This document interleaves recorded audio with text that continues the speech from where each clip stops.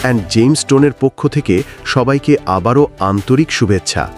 আজ আপনাদের জন্য নিয়ে এসেছি আফগানিস্তানের একটি 22.50 ক্যারেট ওজনের দুর্দান্ত লাপিস লাজুলি পাথর। দেখুন, এই পাথরটি রূপায় খুব সুন্দরভাবে বাধাই করা হয়েছে।